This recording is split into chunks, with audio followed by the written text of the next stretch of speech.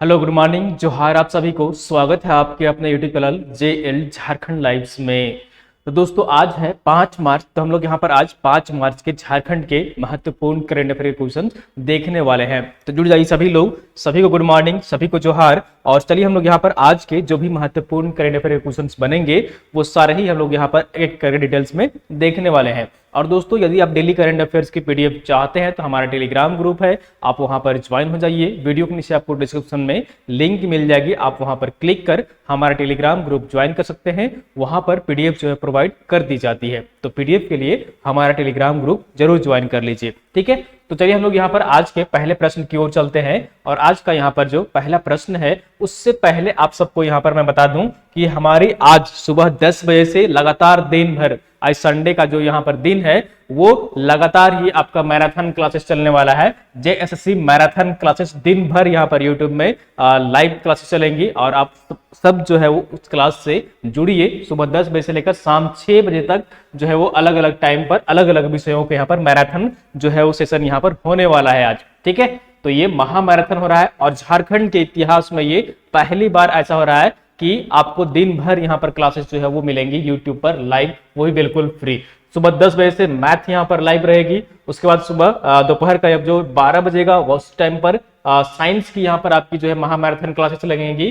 फिर 2 बजे ज्योग्राफी का है और 4 बजे शाम को झारखंड जीके का है। तो ये लगातार दिन भर 2-2 घंटे की जो है वो हर यहाँ पर सेशन होने वाला है और ये कंप्लीट यहाँ पर कहिए कि मैराथन दिन भर जो है वो चलने वाला है, ठीक है। तो आप सब जुड़कर इस सेशन का अधिक से अधिक लाभ भी उठाइए, ठीक है।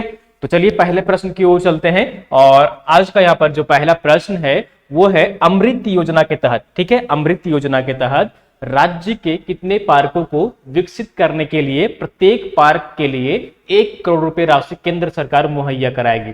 तो अमृत योजना के तहत राज्य में कितने ऐसे पार्क हैं जिनका निर्माण किया जाएगा और उसके लिए केंद्र सरकार जो है वो प्रति पार्क के लिए यानी कि हर एक पार्क के लिए 1 करोड़ रुपए राशि यहाँ पर केंद्र सरकार द्वारा मुहैया कराया जाएगा, ठीक है। तो इसका सही आंसर जो होगा यहाँ पर वो ऑप्शन नंबर सी जो होगा वो बिल्कुल सही आंसर हो जाएगा।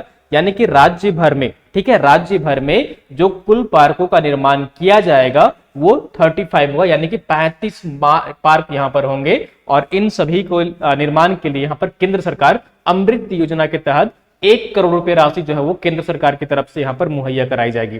तो राज्य के अलग अलग जिलों में, अलग अलग शहरों में ये 35 पार्क विकसित किए जाएंगे और इसके लिए जो है वो यहाँ पर 1-1 करोड़ रुपए दिए जाएंगे और कुल जो पार्कों की संख्या होगी वो 35 होगी, ठीक है, अमृत योजना के तहत, ठीक है। अमृत योजना के तहत ये राशि जो है वो यहाँ पर प्रोवाइड कराई जा रही है या मुहैया यहाँ पर कराई जा रही है।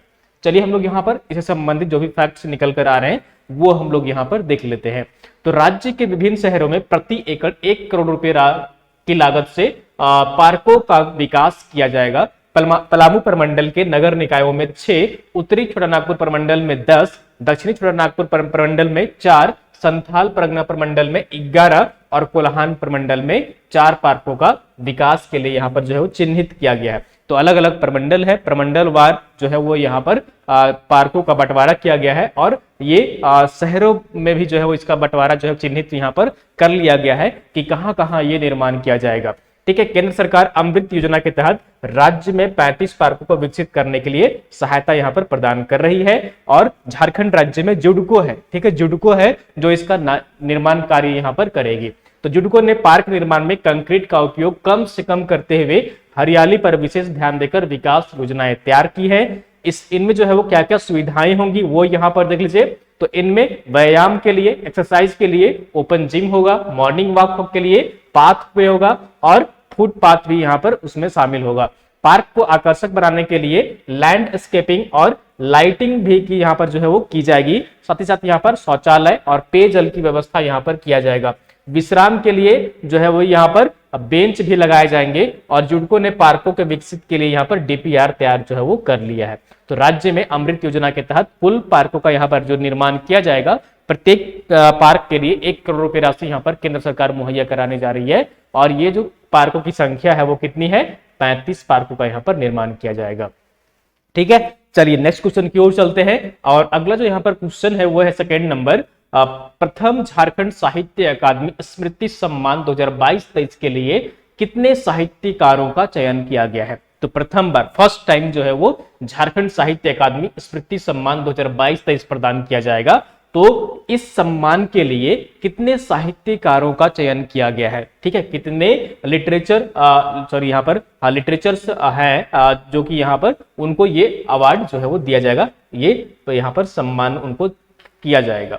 तो इसका सही आंसर जो है यहाँ पर वो ऑप्शन नंबर क्या हो जाएगा, बी इज बिल्कुल सही आंसर हो जाएगा। यानी कि कुल 9 साहित्यकारों को ये पुरस्कार इस बार प्रदान किया जाएगा और फर्स्ट टाइम यहाँ पर ये सम्मान का आयोजन किया जा रहा है, झारखंड साहित्य अकादमी स्मृति सम्मान 2022-23, और इसमें कुल जो है वो 9 लोगों को यहाँ पर जो है वो चयन किया गया है। ठीक है, तो 9 लोगों को ये सम्मान यहाँ पर दिया जाएगा। अभी ये नाम जो है वो डिसाइड हुआ है, 1-2 महीने में, मार्च में या फिर अप्रैल में जो है वो ये पुरस्कार प्रदान कर दिया जाएगा। ठीक है, तो चलिए हम लोग यहाँ पर डिटेल्स में देख लेते हैं कि आखिर किनका नाम यहाँ पर चयन किया गया है। तो झारखंड साहित्य अकादमी स्थापना संघर्ष समिति द्वारा पहली बार प्रदेश के पुरोधाओं की स्मृति में स्मृति सम्मान 2022-23 दिया जा रहा है। समिति द्वारा वर्ष 2022 तक इसके लिए 9 साहित्यकारों को सम्मानित यहाँ पर किया जाएगा। समिति ने झारखंड साहित्य अकादमी बिरसा मुंडा शिखर सम्मान समग्र लेखन के लिए हजारीबाग के वरिष्ठ कवि व संपादक शंभू बादल को देने का यहाँ पर निर्णय लिया गया है। ठीक है, तो ये समिति के द्वारा साहित्य अकादमी बिरसा मुंडा शिखर सम्मान जो पुरस्कार प्रदान किया जाएगा वो हजारीबाग के वरिष्ठ कवि हैं और संपादक भी है शंभू बादल, उनको ये पुरस्कार सम्मान यहाँ पर दिया जाएगा। इसी तरह काव्य लेखन के लिए, ठीक है, इसी तरह से काव्य लेखन के लिए यहाँ पर जो है वो किनको दिया जाएगा, तो काव्य लेखन के लिए नरेश अग्रवाल को विनोद बिहारी महतो स्मृति सम्मान 2022-23 दिया जाएगा। ठीक है, कथा के लिए रांची के पंकज मिश्र को राधा कृष्ण स्मृति सम्मान यहाँ पर दिया जाएगा। कथेतर साहित्य के लिए रांची के डॉक्टर मयंक मुरारी को डॉक्टर रामदयाल मुंडा स्मृति सम्मान यहाँ पर जो है वो दिया जाएगा। विविध विषयों के लिए हजारीबाग के विनोद कुमार राज को रघुनाथ महतो स्मृति सम्मान दिया जाएगा। तो अलग अलग नामों से दिया जा रहा है ये पुरस्कार। ठीक है, झारखंड के जो यहाँ पर पूर्वज रहे हैं और उनका अहम योगदान रहा है, ठीक है, यहाँ पर महत्वपूर्ण पर्सनैलिटी है, उनके नाम पर जो है वो ये पुरस्कार दिया जा रहा है। महिला लेखन के लिए रांची की वंदना टेटे को सुशीला हांसदा स्मृति सम्मान पुरस्कार जो है यहाँ पर प्रदान किया जाएगा।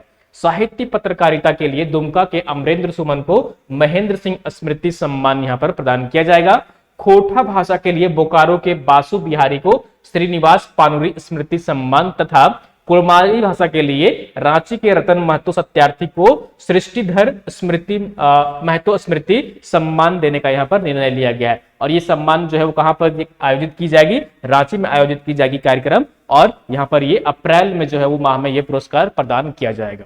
तो ये अलग अलग जो यहाँ पर झारखंड के जो कहिए कि यहाँ पर पुरोधा रहे हैं, इतिहासकार रहे हैं, यानी कि उनका इतिहास झारखंड के इतिहास में अहम योगदान है। ठीक है, उन सभी के नामों पर यहाँ पर पुरस्कार का नामकरण किया गया है। ठीक है, जिस तरह के यहाँ पर देख सकते हैं विनोद बिहारी महतो स्मृति सम्मान, विनोद बिहारी महतो का यहाँ पर काफी अहम योगदान है झारखंड राज्य के निर्माण में, है ना। तो इस तरह से राधा कृष्ण स्मृति सम्मान, इनका भी काफी योगदान है। हजारीबाग के विनोद कुमार है, उनको रघुनाथ महतो आप सब नाम परिचित होंगे झारखंड के इतिहास जब पढ़े होंगे। ठीक है, तो इन सभी जो यहाँ पर झारखंड के जो प्रमुख पर्सनालिटी हैं उन सभी के नामों पर यहाँ पर पुरस्कार जो है वो प्रदान किया जाएगा। ठीक है, समझ में आ रही है, आप पीडीएफ देख लीजिएगा, सारी चीजें आपको यहाँ पर क्लियर हो जाएंगी।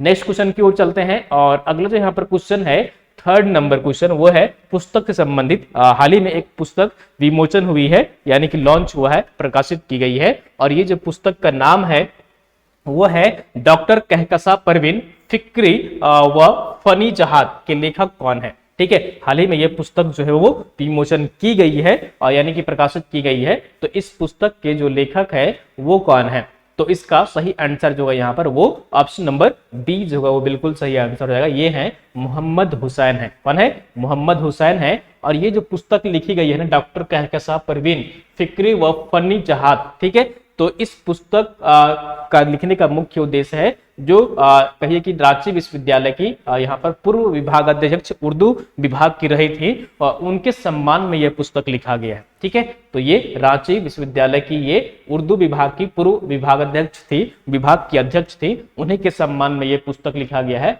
और ये पुस्तक के जो लेखक है इस पुस्तक के वो है मोहम्मद हुसैन। ठीक है, मोहम्मद हुसैन। चलिए इसके बारे में हम लोग यहाँ पर डिटेल्स में देख लेते हैं। तो डॉक्टर यहाँ पर मोहम्मद हुसैन की ओर से लिखित किताब डॉक्टर कहकशां परवीन फिक्री व फन्नी चाहत का विमोचन किया गया है। यह पुस्तक रांची विश्वविद्यालय की उर्दू विभाग की पूर्व विभागाध्यक्ष के सम्मान में यह पुस्तक लिखी गई है और ये हाल ही में यहाँ पर प्रकाशित की गई है, विमोचन की गई है। नेक्स्ट क्वेश्चन की ओर चलते हैं। अगला क्वेश्चन है यहाँ पर है वो है 2 दिवसीय G20। आप सबको पता होगा G20 का सम्मेलन जो है वो झारखंड की राजधानी कहां पर की गई है, रांची में की गई है। तो यहां पर 2 दिवसीय G20 जो कि दुनिया के विकासशील और विकसित देशों का एक संगठन है की बैठक झारखंड के किस शहर में, यानी कि सम्मेलन जो है वो झारखंड के किस शहर में आयोजित की गई है। ठीक है, G20 का सम्मेलन पहली बार झारखंड के किस शहर में आयोजित की गई है। तो इसका सही आंसर जो है यहाँ पर वो ऑप्शन नंबर बी जो है वो बिल्कुल सही आंसर हो जाएगा। ठीक है, ये रांची में यहाँ पर जो है सम्मेलन का आयोजन किया गया है। कहां पर किया गया है, ये रांची में इसका आयोजन किया गया है। तो ऑप्शन नंबर बी जो है वो बिल्कुल सही आंसर हो जाएगा। और यहाँ पर जो सम्मेलन हुआ है इसका थीम क्या था उसके बारे में हम लोग यहाँ पर चलिए डिटेल्स में देखते हैं। आखिर उद्देश्य क्या था यहाँ पर G20 सम्मेलन करने का। ठीक है, तो अलग अलग शहरों में इस बार जो है वो G20 सम्मेलन का आयोजन किया जा रहा है। ठीक है, और अलग अलग जो है वो मुद्दों पर चर्चा हो रही है, हर अलग जगह पर अलग अलग जो है वो मुद्दे पर चर्चा हो रही है।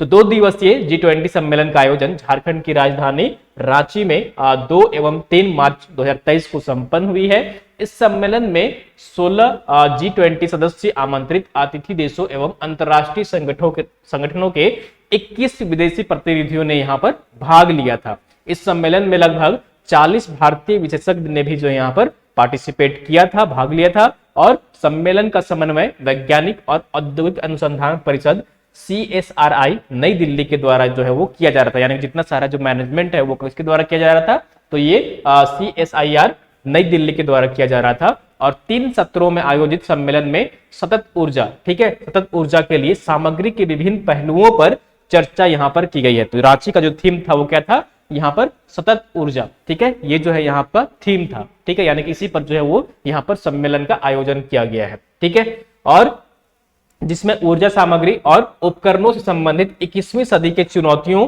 और सौर ऊर्जा उपयोग और फोटोवोल्टिक प्रौद्योगिकी तथा हरित ऊर्जा के लिए सामग्री और प्रक्रियाएं यहाँ पर इन विषयों पर प्रतिनिधियों ने चर्चा की और पर्यावरण संरक्षण और साथ ही साथ यहाँ पर स्थिरता के लिए कार्बन उत्सर्जन नेट शून्य लक्ष्य को प्राप्त करने के लिए, यानी कि यहाँ पर जो है वो सौर ऊर्जा पर अधिक से अधिक जो है फोकस किया गया है। ठीक है, साथ ही साथ यहाँ पर जो कार्बन जो यहाँ पर उत्सर्जन है उसको हम लोग किस तरह से शून्य कर सकते हैं, कम से कम यहाँ पर कर सकते हैं, ये सारी चीजें यहाँ पर डिस्कस सम्मेलन में जो है वो चर्चा की गई है। ठीक है, और सामूहिक रूप से ऊर्जा सामग्री चुनौतियों को हल करने पर संयुक्त रूप से काम करने की सहमति यहाँ पर व्यक्त की गई है, यानी कि हम लोग सभी लोग मिलकर किस तरह से कार्बन का उत्सर्जन कम करेंगे और किस तरह से हम लोग जो ग्रीन एनर्जी है उसको हम लोग बढ़ावा देंगे, उसको कैसे इंक्रीमेंट करेंगे, उसको कैसे प्रमोट करेंगे, ये यहाँ पर सम्मेलन में जो है वो बातें सामने निकल कर आ रही है, किस तरह से हम लोग उसको प्रमोट कर सकते हैं।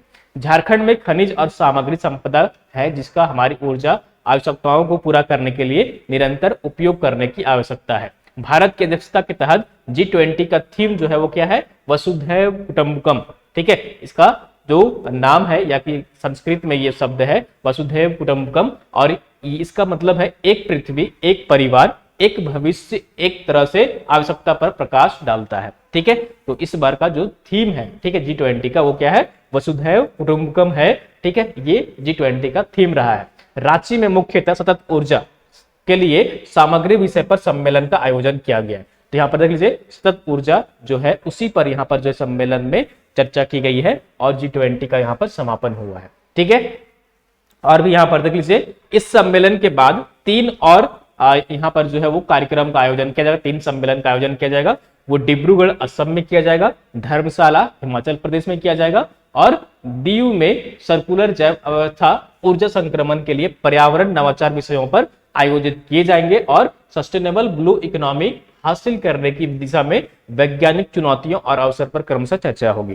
तो रांची के बाद कहां पर होगा, तो ये इन शहरों पर होगा। ठीक है, 3 और शहर में, असम में, डिब्रूगढ़ में, धर्मशाला हिमाचल प्रदेश में और दीव में। ठीक है, दमन और दीव जो है दीव में सर्कुलर जैव व्यवस्था पर यहाँ पर जो है वो चर्चा किया जाएगा। तो हाल ही में यहाँ पर G20 का सम्मेलन कहाँ पर झारखंड के शहर में पहली बार आयोजित की गई है, तो ये झारखंड की राजधानी रांची में की गई है। ठीक है, समझ में आ रही सारी बातें।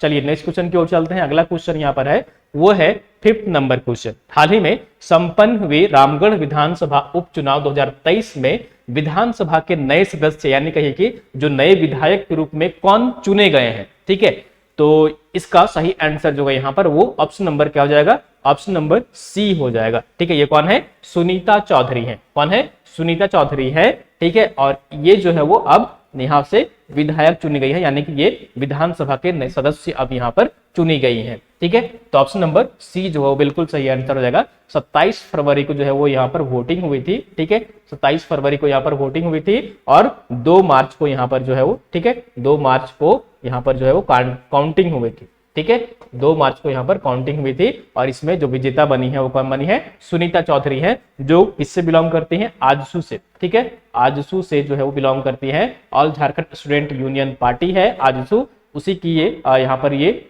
जो है वो यहाँ पर पार्टी से बिलोंग कर रही थी और यहाँ पर सुनीता चौधरी ने जीत दर्ज की है। ठीक है, तो चलिए हम लोग यहाँ पर डिटेल्स में देख लेते हैं। तो रामगढ़ विधानसभा उपचुनाव में एनडीए के उम्मीदवार यानी कि जो है वो एनडीए का संगठन है, जो है यहाँ उम्मीदवार थी वो आजसू पार्टी की सुनीता चौधरी का यहाँ पर जीत हुई है। उन्होंने यूपीए उम्मीदवार कांग्रेस पार्टी के बजरंग महतो को 21,970 मतों से हराया है। ठीक है, और आजसू पार्टी की जो यहाँ पर प्रत्याशी थी सुनीता चौधरी, उनको कितना वोट मिला था, तो 1,15,669 यहाँ पर उनको वोट मिला था। और कांग्रेस के जो यहाँ पर थे वो उनको कितना मिला था, तो बजरंग महतो को 93,699 कुल यहाँ पर वोट मिला था। ठीक है, तो ये यहाँ पर सुनीता चौधरी है जिनको यहाँ पर जीत मिली है रामगढ़ उपचुनाव में और ये विधानसभा की नई सदस्य के रूप में यहाँ पर चुनी गई है। चलिए नेक्स्ट क्वेश्चन की ओर चलते हैं। और अच्छा, इससे पहले आपको पता होना चाहिए कि यहाँ पर जो विधानसभा का सीट था वहां पर उपचुनाव क्यों हुआ, तो इसका जो मुख्य कारण था वो था कि इससे पूर्व गोला गोली कांड हुआ था। ठीक है, गोला जो है वो यहाँ पर रामगढ़ जिले में पड़ता है। ठीक है, तो यहाँ पर गोली कांड में कांग्रेस विधायक ममता देवी को सजा होने के बाद उनकी सदस्यता जो है वो खत्म हो गई थी। ठीक है, यहाँ की जो पूर्व विधायक थी ममता देवी, ठीक है, कौन थी, ममता देवी, उनको यहाँ पर जो है वो सजा हो गई है। तो सजा होने के बाद सदस्यता जो है वो उनकी खत्म हो गई, जिसके चलते यह सीट खाली हो गई और तय नियम के मुताबिक ममता देवी 11 साल तक किसी भी चुनाव में भाग नहीं ले सकती है। उन्हें 5 साल कैद की सजा सुनाई गई है। और इससे बता दें कि यहाँ पर गोली कांड में 2 की मौत होने के साथ 24 लोग जो है वो घायल भी हो गए थे, तो उनका नाम शामिल इसमें जो है वो था इस गोली कांड से संबंधित। तो अब उन्हें सजा दी गई है। सजा होने के बाद क्या नियम है कि 11 साल तक चुनाव जो है वो नहीं लड़ सकती है, तो उन्हें उनकी सदस्यता जो है वो चली गई, इसलिए यहाँ पर सीट जो है वो खाली हो गया था। और अब यहाँ पर सुनीता चौधरी जो कि आजसू पार्टी से बिलोंग करती है, उन्होंने जीत दर्ज की है। नेक्स्ट क्वेश्चन की ओर चलते हैं और अगला जो क्वेश्चन है वो है 3 मार्च 2023 को झारखंड के वित्त मंत्री रामेश्वर उरांव ने वित्तीय वर्ष 2023-24 के लिए कितनी राशि का बजट पेश किया है। तो इस बार का झारखंड का जो बजट है वो रिकॉर्ड बजट है, यानी कि हर बार से जो है वो इंक्रीमेंट होता जा रहा है बजट का। तो इस बार जो है वो कितनी राशि का झारखंड राज्य के जो वित्त मंत्री है रामेश्वर उरांव, उन्होंने कितनी राशि का बजट पेश किया है। तो इसका सही आंसर जो है यहाँ पर वो ऑप्शन नंबर ए होगा, वो बिल्कुल सही आंसर हो जाएगा। यानी कि यहाँ पर जो राशि का बजट जो पेश किया है सभी जो है वो करोड़ों में है। ठीक है, करोड़ों में है इतना। ठीक है, सभी में जो है वो करोड़ होगा। ठीक है, तो ये है 1,16,418 करोड़ का झारखंड का यहाँ पर बजट हो गया है। ये बजट जो है वो पेश किया गया है कब, तो 3 मार्च को, यहाँ पर 3 मार्च 2023 को जो है वो ये बजट पेश किया गया है। कब किया गया है, 3 मार्च 2023 को जो है वो बजट पेश किया गया है। ठीक है, 1,16,418 करोड़ का यहाँ पर झारखंड का वित्तीय वर्ष 2023-24 के लिए बजट पेश किया गया है। चलिए हम लोग यहाँ पर इससे संबंधित जो भी फैक्ट्स यहाँ पर निकल कर आ रहे हैं वो हम लोग यहाँ पर देख लेते हैं। ठीक है, तो इस बजट से संबंधित जो भी यहाँ पर क्वेश्चन बन सकते हैं वो मैं अलग अलग टाइम में डिस्कस करता रहूंगा। जैसे जैसे बजट पढ़ने में थोड़ा सा समय लगेगा, उसमें से जो भी क्वेश्चन बनेंगे वो सारे ही हम लोग यहाँ पर देखेंगे।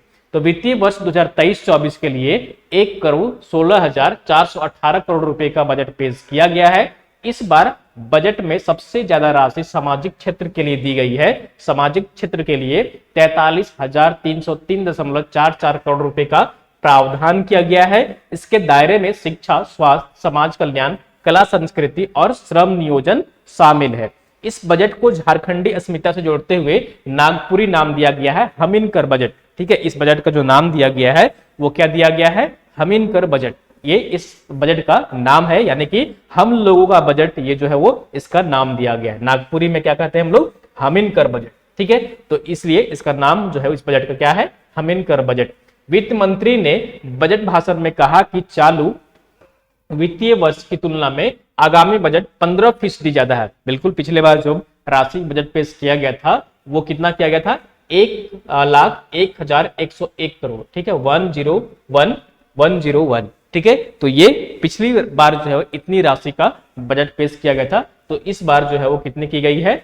1,16,400 कितना है यहाँ पर देख लीजिए, 1,16,418 करोड़ रुपए यहाँ पर जो है बजट पेश किया गया है। और पिछली बार जो है उससे 15,317 करोड़ रुपए ज्यादा है। ठीक है, पिछली बार से ये कितना ज्यादा है? तो ये 15,317 करोड़ रुपए ज्यादा है। वित्त मंत्री के अनुसार 2019-20 में राज्य की आर्थिक विकास दर जो है वो 1.1% थी और कोरोना की विषम परिस्थितियों को अपवाद माने तो 2021-22 में अप्रत्याशित सुधार के साथ विकास दर जो है वो 6.2% रही थी 21-22 में।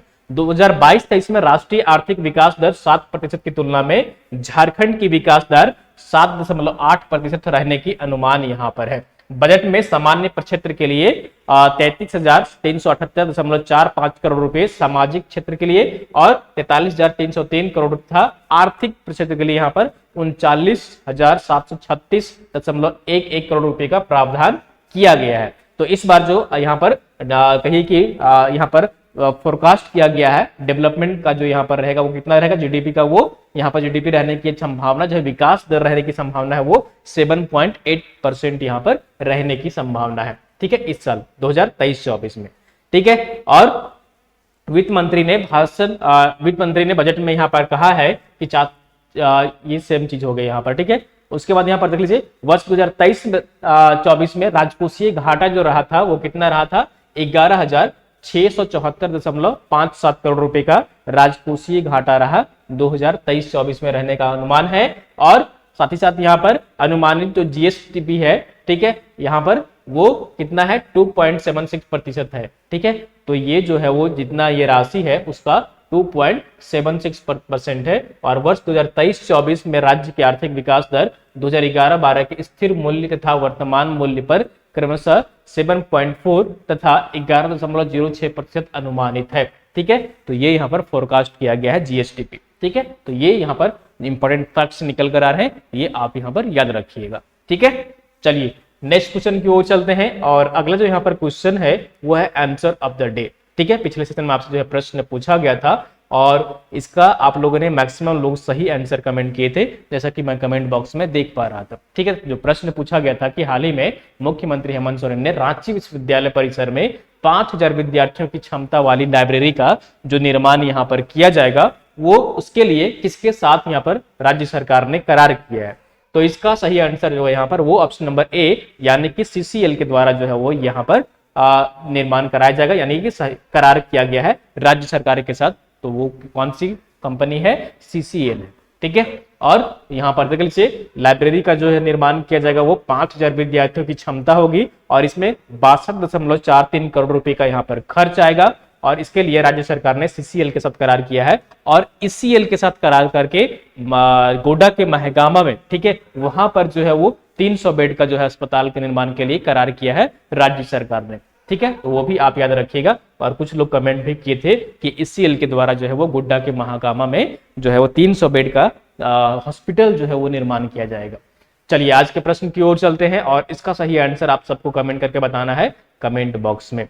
तो आज का यहाँ पर प्रश्न है, क्वेश्चन ऑफ द डे है, हाल ही में बिरसा कृषि विश्वविद्यालय द्वारा दूसरी बार हर्बल फॉर्मुलेशन में पेटेंट हासिल किया है, इसे किस वैज्ञानिक ने विकसित किया है? और आप सबको उस दवा का भी नाम बताना है। ठीक है, दवा का भी नाम बताइएगा कि आखिर उस दवा का नाम क्या है जो मार्केट में जिस नाम से आएगा।